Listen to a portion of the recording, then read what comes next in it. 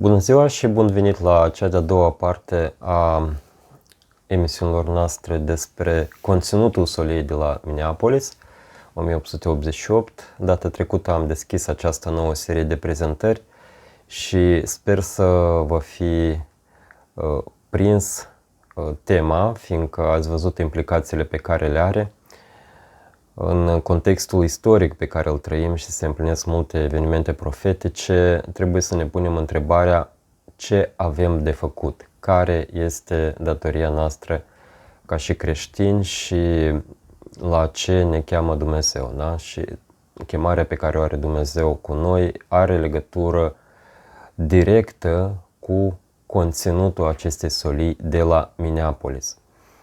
În ocazia precedentă am făcut o mică introducere la ceea ce înseamnă solia de la Minneapolis, autorii care au contribuit la dezvoltarea acestei solii, cei doi autori, și am început cu primul din ei, care este Wagoner. El practic a deschis calea pe această temă, cu ajutorul lui Dumnezeu, bineînțeles. Și am vorbit de anul de naștere al acestei solii, care nu este 1888, cum știm noi toți, ci este 1884. Putem chiar să vorbim despre o zi de naștere a acestei solii. Și dacă ne referim la ziua de naștere, aceasta este 19 iunie 1884, este data în care apare primul articol publicat de L. Joseph Waggoner în revista Semnele Timpului sau Signs of the Times în limba engleză, fiind una din cele două reviste oficiale ale Bisericii Adventiste de ziua 7 în anii 1888. Și titlul articolului, acestui primului articol este O întrebare importantă. Și m-am gândit să încercăm să facem o mică extrapolare pentru timpul nostru. Dacă în timpul nostru cineva ar întreba un pastor creștin ce să facă să moștenesc viața veșnică, care credeți că ar fi cel mai probabil răspuns?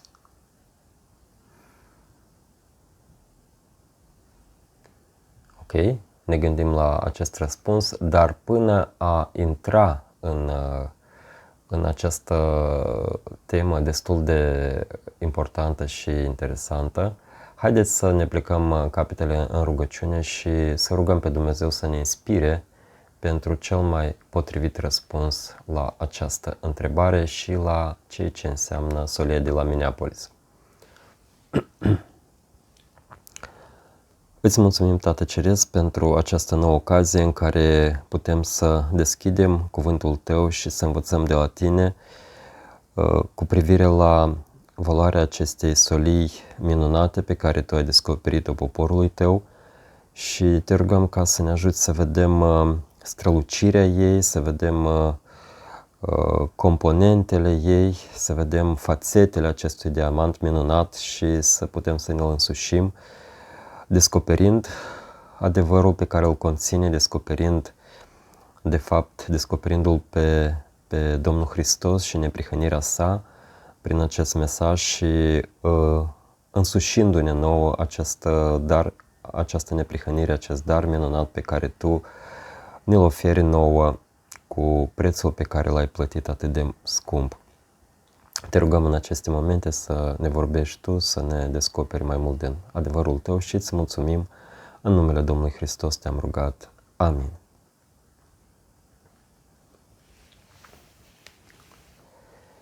Ok, deci am revenit la întrebare. Dacă în timpul nostru cineva, un pastor creștin, ar fi întrebat de cineva ce să facă să moștenesc viața veșnică. Deci probabil cel mai cunoscut răspuns pe care l-am auzit noi ar fi următorul: crede în Domnul Hristos și vei fi mântuit. Și nu este greșit, este practic un text biblic care ne spune lucrul acesta. Un alt răspuns ar fi: cine va crede și se va boteza va fi mântuit, deci crede în Domnul Iisus, botează-te și vei fi mântuit. Și unul din textele cele mai importante care susțin această afirmație este chiar textul de aur, da? Ioan 3:16, oricine va crede, pentru că oricine va crede în El să nu piară, ce să aibă viață veșnică, da? Atunci, ce putem să spunem despre răspunsul Domnului Hristos pe care l-a primit tânărul bogat în prezentarea pe care am avut-o data trecută? Deci care a fost răspunsul Domnului Hristos? A fost: păzește poruncele. Surprinzător, nu? În prezent nu știu dacă vom întâlni vreun pastor să spună acest lucru, da? Ce se întâmplă? A fost Domnul Hristos ironic? A spus Domnul Hristos acest lucru în vreun sens metaforic și de fapt s-a referit la altceva? Dacă la întrebarea pusă mai sus în timpul nostru cineva ar răspunde la fel ca Domnul Hristos, ar spune: păzește poruncele. Nu ar fi el acuzat de rătăcire, de la credință, de legalism sau de mântuirea prin fapte, că ar promova mântuirea prin fapte? Vedeți, niște întrebări foarte, foarte delicate pentru subiectul nostru și vom încerca să găsim în continuare o explicație la această tensiune care se creează. Ok. Vom intra atunci în cel de-al doilea articol care continuă cu tema noastră. Al doilea articol a fost publicat pe data de 26 iunie 1884 și se intitulează Natura legii. Ok, vom citi totul la rând și unde este ceva de remarcat vom face o pauză și vom comenta. Săptămâna trecută am luat în discuție cuvintele lui Isus: dacă voiești să intri în viață, ține poruncele. Și am descoperit că legea lui Dumnezeu, cele 10 porunci rostite pe muntele Sinai, sunt poruncele la care Isus a făcut referire. În armonie cu aceasta avem cuvintele lui Hristos spuse de ucenicul iubit: binecuvântați sunt cei ce împlinesc poruncele lui, ca să aibă dreptul la pomul vieții și să intre pe porți în cetate. Apocalipsa 22:14. Urmează să examinăm această lege pentru a-i arăta caracterul. În prima fază redăm cuvintele lui David: legea Domnului este desăvârșită, convertind sufletul. Psalmul 19:7. Dacă va fi ținută, o lege desăvârșită va forma un caracter desăvârșit. Dacă un om are un caracter desăvârșit, este un om desăvârșit. Și aceasta este tot ceea ce cere Dumnezeu de la fiecare dintre noi. Tot ceea ce El poate cere de la oricine. Pavel adaugă mărturia sa alături de cea lui David: legea este sfântă și porunca sfântă și dreaptă și bună. Romani 7:12. Și aceste afirmații sunt în acord cu ceea ce spune Neemia, și anume că Domnul la muntele Sinai a dat legi drepte, statute bune și porunci. Neemia 9:13. Ideea desăvârșirii celor 10 porunci este și mai amplu exprimată de către David în Psalmul 119. Limba mea va vorbi despre cuvântul tău, pentru că toate poruncele tale sunt dreptate. Ele nu sunt numai bune, ci sunt neprihănirea însăși.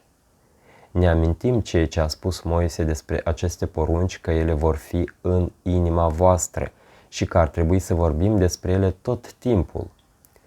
Ce a scris Solomon despre om? Că așa cum gândește în inima lui, așa este el. Proverbe 23:7. Este la fel de actual și pentru omul de astăzi. Prin urmare, dacă un om meditează continuu la o lege care este neprihănită, el poate deveni neprihănit. David spune că poruncile sunt dreptate, iar Domnul, prin profetul Isaia, ne oferă o înțelegere și mai profundă despre perfecțiunea lor. Ridicați-vă ochii spre ceruri și priviți la pământul de desubt, fiindcă cerurile vor dispărea ca fumul și pământul va îmbătrâni ca un veșmânt, și cei ce locuiesc pe el vor muri în același fel. Dar salvarea mea va fi pentru totdeauna și dreptatea mea nu va fi abolită. Isaia 51:6. Dacă oricare cititor nu reușește să conecteze acest verset cu Psalmul 119:72 și astfel să descopere că neprihănirea nu va fi abolită prin citirea versetului care urmează, el se poate convinge că e vorba de legea lui Dumnezeu. Dați-mi ascultare, voi care cunoașteți dreptatea, poporul în a cărui inimă este legea mea. Isaia 51:7. Acum că am văzut că poruncile sunt neprihănirea lui Dumnezeu, nu e nevoie de niciun argument care să ne convingă că ele nu pot fi nimicite. Nimicirea dreptății lui Dumnezeu ar fi echivalentul nimicirii lui Dumnezeu însuși. Aceasta este o imposibilitate. Totuși, nu spre faptul că legea lui Dumnezeu nu poate fi desființată dorim să solicităm o atenție specială, ci spre faptul că ea este neprihănirea lui Dumnezeu. Dumnezeu este neprihănirea completă, perfecțiunea, și de aceea legea trebuie să fie o transcriere a caracterului său.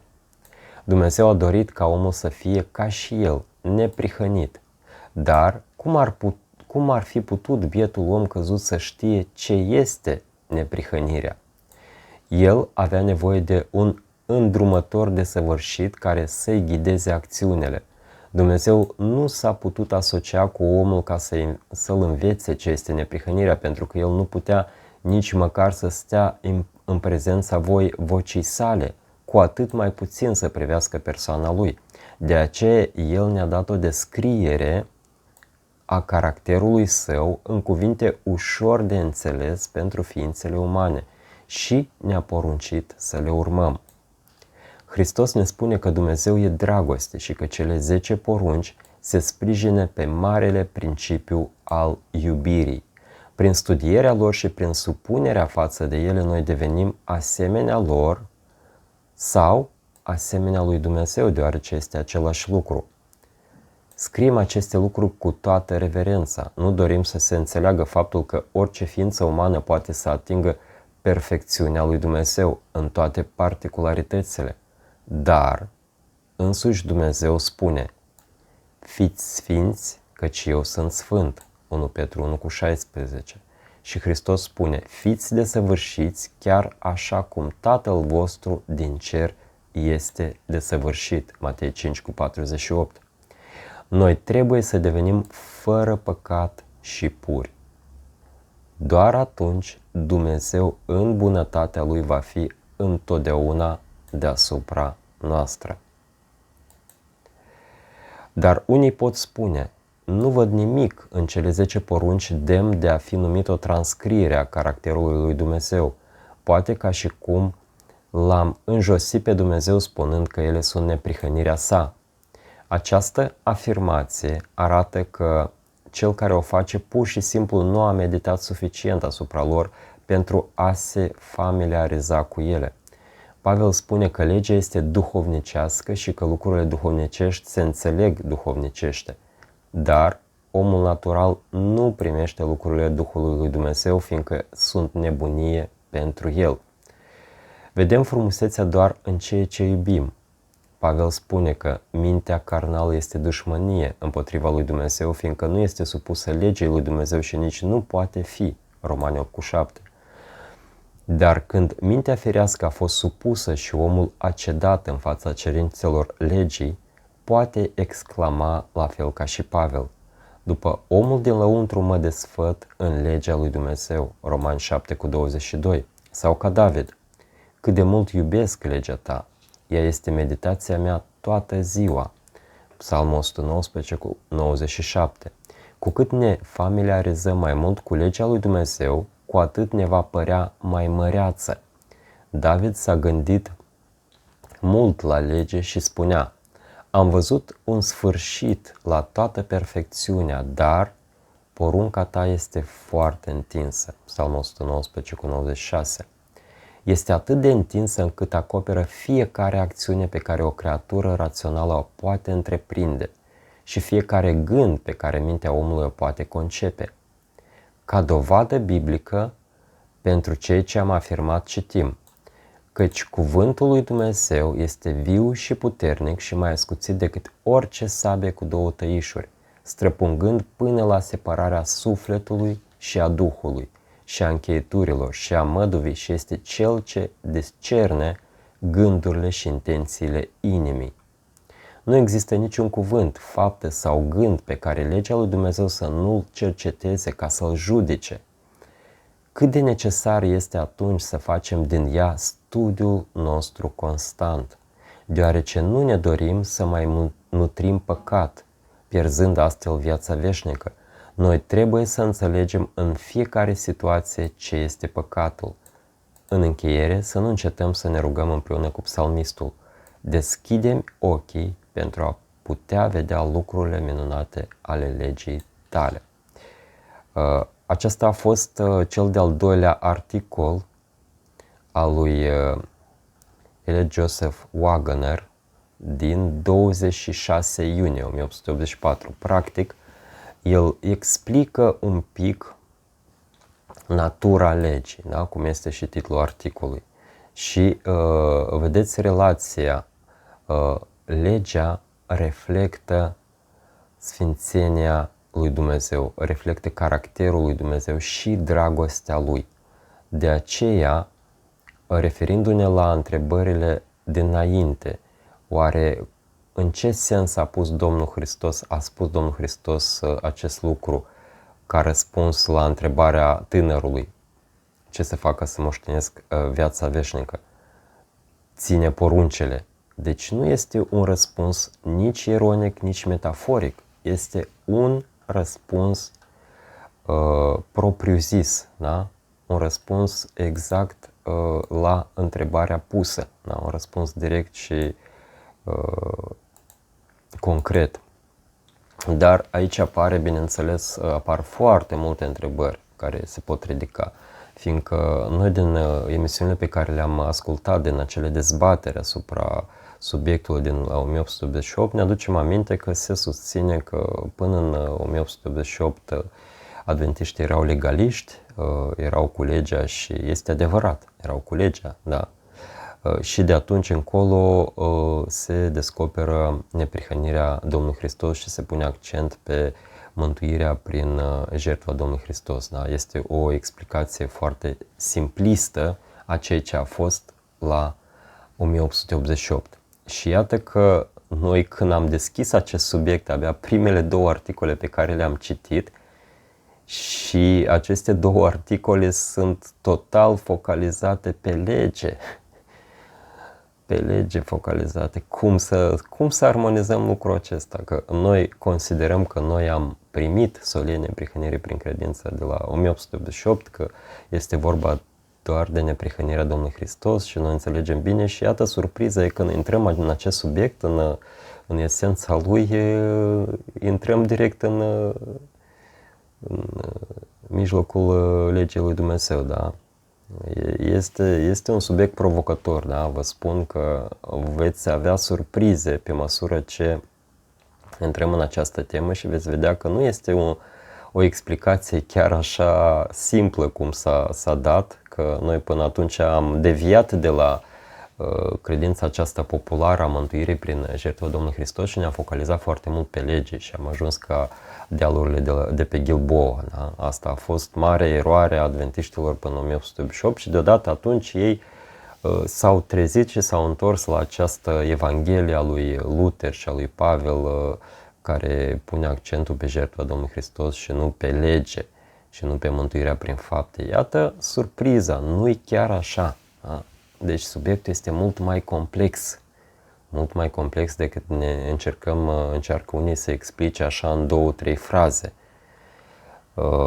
Și momentan sper că v-am provocat suficient cu aceste două articole. Vom merge în pași mici și vom citi absolut tot ce a scris Waggoner, fiindcă veți vedea că se clădește cărămidă peste cărămidă și se formează practic această o primă fațetă a diamantului nostru, diamantul nostru care este solenia prihănirii prin credință, da? Și el are 10 de fațete și noi acum descoperim o primă fațetă a lui, care e de fapt și fațeta prin care s-a născut acest diamant frumos, datorită lui Dumnezeu, da? Mulțumim lui Dumnezeu că a descoperit această solie minunată solilor săi și să cercetăm în continuare, să vedem frumusețea ei pe măsură ce se desface și se descoperă ochilor noștri și să o aplicăm în viața noastră, da? Să medităm la cuvântul lui Dumnezeu, la legea sa și la caracterul său, ca acest caracter al lui Dumnezeu să se reflecte în viața noastră. Bineînțeles, mai avem aici niște afirmații din articol foarte provocatoare pentru teologii de astăzi, da? Avem aici niște afirmații puternice: fiți sfinți, căci eu sunt sfânt, fiți dar desăvârșiți după cum și Tatăl vostru este desăvârșit, da? Matei 5:48. Noi trebuie să devenim fără păcat și puri, doar atunci Dumnezeu în bunătatea Lui va fi întotdeauna deasupra noastră. Iarăși o afirmație destul de puternică, aș zice eu, pentru teologii contemporani care ar lua aceste afirmații un pic, le-ar pune un pic la colț, ar zice: stați un pic, aici vorbim de perfecționism, da? Ce spune Wagner aici, da? Cum adică să fim fără păcat și puri? Că doar Dumnezeu este fără păcat și pur, da? Ce înseamnă asta? Este greșit, da? Dar stați un pic, că înseamnă ceva noi nu facem niște legături, da? Fiindcă textele le avem mai sus. Da. Dar veți vedea pe măsură ce intrăm în subiect și citim următoarele articole și le analizăm, veți vedea că lucrurile încep să devină din ce în ce mai clare și să vă puneți întrebări atunci când dezvoltăm aceste subiecte, dacă vă sunt familiare, cum am spus la început, dacă biserica din care faceți parte le crede și le predică, atunci da, puteți să spuneți că biserica din care faceți parte și-a însușit solenia prihănirii prin credință, o crede, o practică și o predică. Dacă nu, înseamnă că trebuie să învățăm de la început, da? De la clasa 1, de la abecedar. Acum începem cu abecedarul. Acesta este abecedarul nostru. Sunt primele articole scrise în 1884. Ok, cam atât ar fi pentru această ocazie. Ne vom ruga și vom încredința viețile noastre în mâna lui Dumnezeu. Îți mulțumim, Tată Ceresc, pentru acest material atât de valoros, pentru solenia prihănirii prin credință și pentru faptul că Tu ne-ai reîndreptat atenția către legea Ta, care este sfântă, dreaptă și bună și prin care este descoperit caracterul lui Dumnezeu, este descoperită dragostea lui Dumnezeu și neprihănirea sa. Și Te rugăm să ne ajuți pe fiecare în parte să putem aprofunda din ce în ce mai bine acest subiect al soliei, neprihănirii prin credință și, cel mai important, să o trăim în viața noastră. Ajută-ne, Te rugăm, să medităm la legea Ta, să descoperim în ea tot ce ai vrut să ne descoperi, să ne faci cunoscut și să ne însușim în viața noastră, ca să fim în armonie cu poruncile Tale și cu voia Ta. Îți mulțumim, în numele Domnului Hristos Te-am rugat. Amin.